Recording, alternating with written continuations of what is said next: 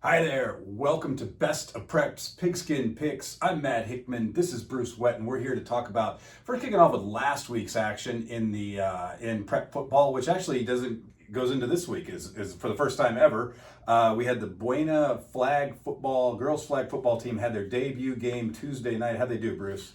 History was made. Buena was victorious last night by a score of 24-6. I'll tell you, I did not see that lopsided score coming. I thought Buena would win, but I thought it'd be a lot closer game. So hats off to the Colts. History was made, as I said. And a little freshman, Destiny Toyota Villalobos, 3 touchdowns. Folks, get ready to hear that name. She's going to be good in soccer. And like I said, 3 touchdowns in her high school debut. And Buena kicked a field goal last night. No kidding. So 6 plus 3 extra points and the field goal. There's your 24. So the Colts are 1-0 to begin their debut at Buena High School. That's really exciting. So Thursday night, they're at Sunnyside. If you haven't seen flag football before, a good primer is to check us out on myheraldreview.com. We have a lot of photos and a lot of videos to kind of detail and kind of learn how the game is played. I'm excited for this sport. This is something new, and I've been talking to a lot of girls about it, and they seem to be excited. And Douglas girls are already looking interested in the next year, finding out where can they sign up, when can they sign up. And will Douglas have a team next year? And I'm hearing that Douglas is scheduled to have a team. So I know the AIA is making its way down from the 6A to the 5A to the 4A. I don't know if 2A and 1A are going to have enough to field teams because we're such small schools, but it's growing in popularity. It's going to be an Olympic sport in 4 years. Well, I wonder if they might be able to combine schools, smaller schools, to make one team, but we'll see what happens. But hats off to the Colts, man. That was amazing. And Okay. speaking of the Colts. Let's talk about tackle football. Oh, my goodness. Last Friday night, Buena comes up big. They beat Catalina Foothills 49-7. Last week I picked them as being a 46-point favorite, so you took the under. They technically didn't cover. Going to need to work on that, Coach Thomas and crew. Just a really dominating performance. One thing I like that I saw from the stats, they really established their run game. You got Scrappy Bonilla and Michael Lujan really going. And still plenty of opportunity for Nash Moore to air it out, but it seemed like everything Buena could have wanted, they had in that one. Well, Nash Moore, he only had 70 yards passing, which not great, but not bad either. He was 7 of 14, but of those 7 passes, 2 were TDs. Rushing wise, you were talking about Michael Lujan, 14 carries, 201 yards, 3 touchdowns. Wow. And Scrappy Bonilla, 14 carries, 156, 2 TDs. So yes, Buena was able to establish a run, and this team actually fell behind on the first series because Foothills scored. And then Buena finally got going, and I guess in the second quarter they racked it up with 3 scores. But when I talked to Joe Thomas on Saturday, it was like, he said, man, that first quarter, he said, it wasn't pretty, but we got her going. So hats off to Buena. You're one of 2 undefeated teams in Cochise County, Colts. Yeah, absolutely. And they are home against Tucson High Friday night. We'll talk about that in a later segment. Last week also, I was out in Bisbee watching them take on another unbeaten team, the Eloy Santa Cruz Valley Dust Devils. Santa Cruz comes out with a 30-7 win, handing Bisbee their first loss. Really an interesting game. There was certainly some hangover, some letdown for Bisbee from the pick, especially being on their home field with it being so much more quiet. Ultimately, though, the difference in the game, though, was Santa Cruz quarterback Nathan Harris, 6'3", 215, just a man among boys out there. And I think Bisbee was so busy trying to match up with him that it made all the players around him better. Bisbee never really even tried to establish a running game, which I think became a problem by the time they were behind. It was just Sebastian Lopez running around, scrambling, making plays, sometimes not so much. So hopefully it was a good learning experience for Bisbee. The one highlight of the game, though, is Santa Cruz's scoring drought is over. Bisbee scored on them. They were the first team in 4 games to score against the Dust Devils. Yes, it was only 7 points, but hey, you put a dent in that opposition. So now it's 167-7. But hey, no, I don't think it wasn't a terrible showing by Bisbee. I think there's some things they can work on. They're at Catalina this week, and I think they can get a lot of that straightened out. I've told several people that this was a playoff preview. Yeah. These 2 teams will be in the 2-way playoffs. Will they face each other? We'll find out in a few weeks, but I really believe this was a 2A state playoff preview, or a preview between 2A state teams. So exciting to see that. Sorry that Bisbee lost, but we knew they were going to have their hands full. Yeah, absolutely. Friday night, who else was in action? Okay, well, we had, let's talk about St. David. They're the other undefeated team.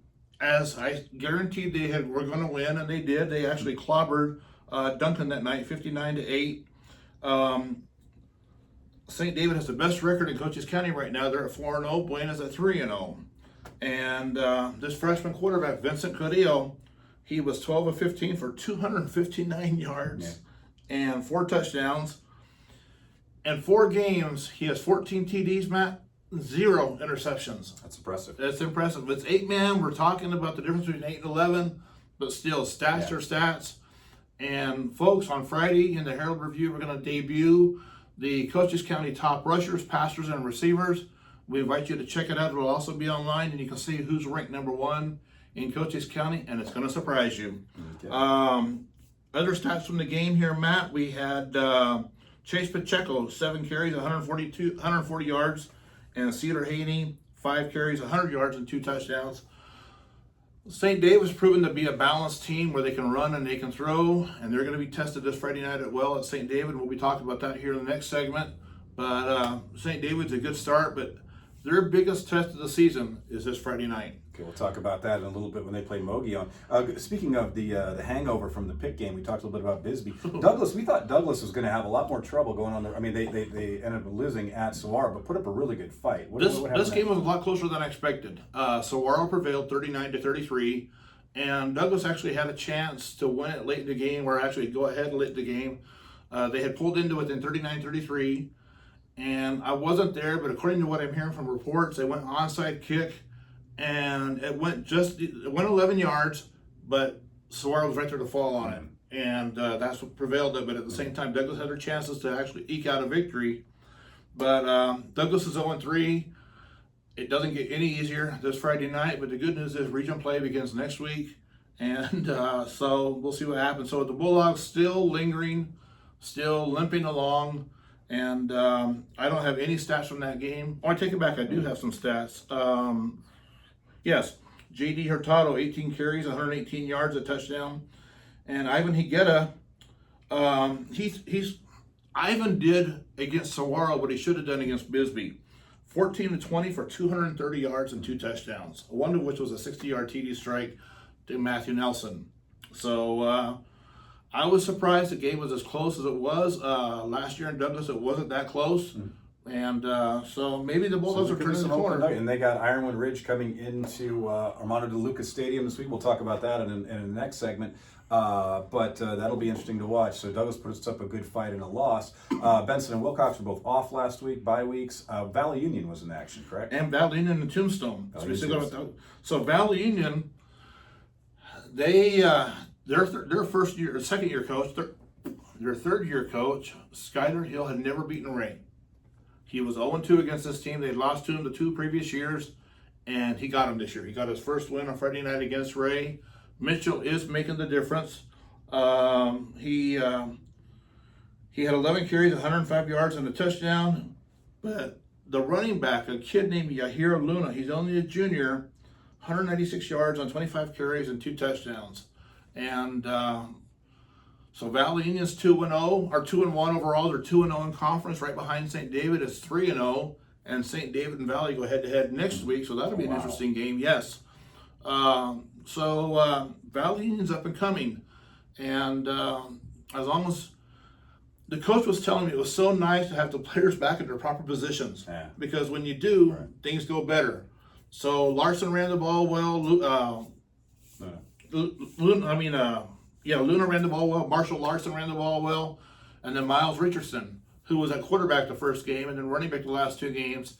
He did not put up 100-plus yard numbers last week, but they weren't far off. He only had 1 touchdown in the game. But again, they're starting to gel. Valley Union is hosting Salmon Well this Friday night in Elfrida. This is a winnable game for them. We'll be talking about that more later. But I also want to recap or bounce up to last Thursday's game between Tombstone and Globe. I was there, and fortunately, all 4 light poles were on this time. Thank goodness. Yeah, so they were on. Tombstone was still minus those 3 key players, and this game got up to a slow start too, and then they finally got going here in the second quarter, and Jemiah Wallace, the running back that we interviewed after the game last week, he had a big game, and he was a force to be reckoned with. 24 carries, 194 yards, 2 TDs. Hunter Griesmer had 16 carries, 120 yards, and 2 touchdowns. So Tombstone's 2-1. They've won 2 in a row. They're back on track, and they had a big game this Friday night at Benson. Matt, imagine going into a game, and in the first half you lose half your team. Mm-hmm. Breen Academy went up to Phoenix last week to play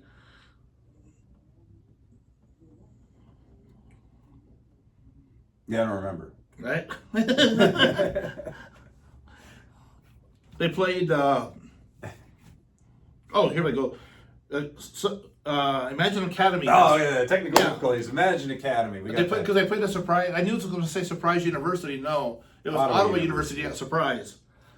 This game was extremely physical, where in the first half, Breen lost 6 players. My goodness. And he only has 17 or 18 on the whole team.